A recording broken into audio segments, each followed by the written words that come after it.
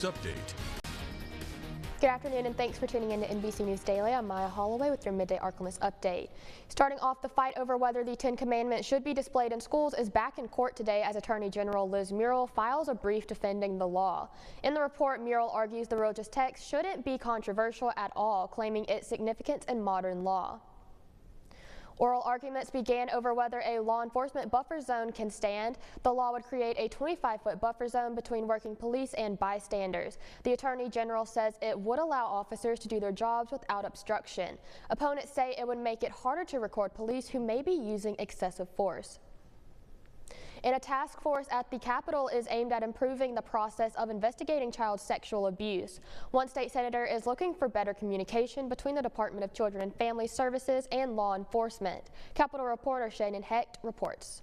The Department of Children and Family Services has been working to bolster its staffing, especially when it comes to its call intake center. A legislative panel looked at when DCFS doesn't usually investigate a case of abuse if it's not being done by a guardian of the child. There are some communication breakdowns when those cases are passed to local law enforcement. What are the measures to get your attention that you begin to investigate it, and how can we get better at that? Representatives from DCFS said differing law enforcement agencies want the cases to be reported in different ways, which could lead to delays in getting the child addressed. This is not a good excuse.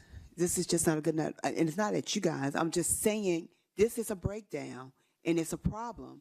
And it's a problem that's leading to bigger problems because it was not addressed quicker or sooner.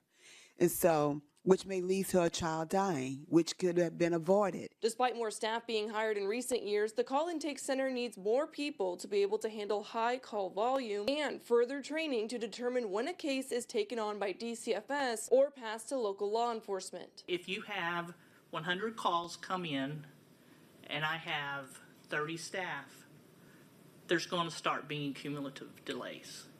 That is very hard for me to watch, our managers to watch, our supervisors, all of us. There will be more testimony and research into the issue before legislation for the 2025 regular session is formulated. For your local election headquarters, I'm Shannon Hecht.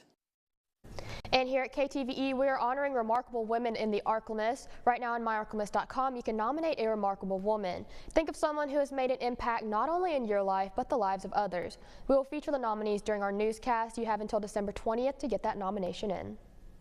And be sure to check out our Letters to Santa 2024 giveaway. Head over to the contest tab on myarklamiss.com and submit your letter to Santa for a chance to win.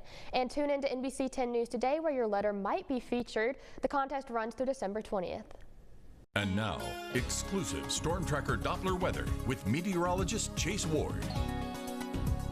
We'll continue to see plenty of sunshine throughout the day. A few clouds will start rolling again later on this evening, and we'll be topping off kind of the upper 50s right there near 60 for daytime highs. Winds really won't be picking up that much at all. We'll kind of stay calm out in the south, but it's still going to allow for a slight increase in our dew points and moisture starts rolling in, and we will see cloud cover start moving across our area throughout tonight into the course of the day tomorrow, staying mostly cloudy, and expecting our next front to arrive into the start of the weekend, where we'll start to see some widespread to potentially numerous showers and thunderstorms. Tonight's not going to be as cold though. Upper 30s as the clouds continue to increase, and tomorrow mostly cloudy. Temperatures topping off kind of where we will be for this afternoon in the lower 60s.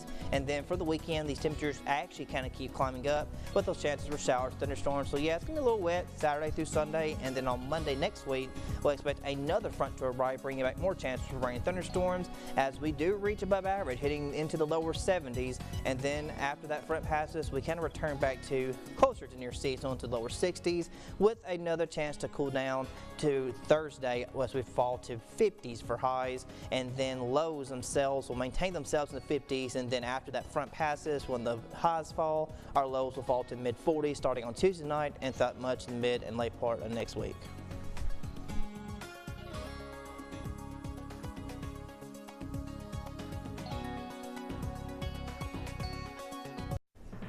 That's it for your midday update. Y'all don't forget to grab a jacket as you head out and at all this week. It's pretty cold outside. NBC News Daily continues. Have a great day. When you see news happening, call the NBC 10 Fox 14 News Hotline, 812-1410, sponsored by RoofMax. Get a free estimate today.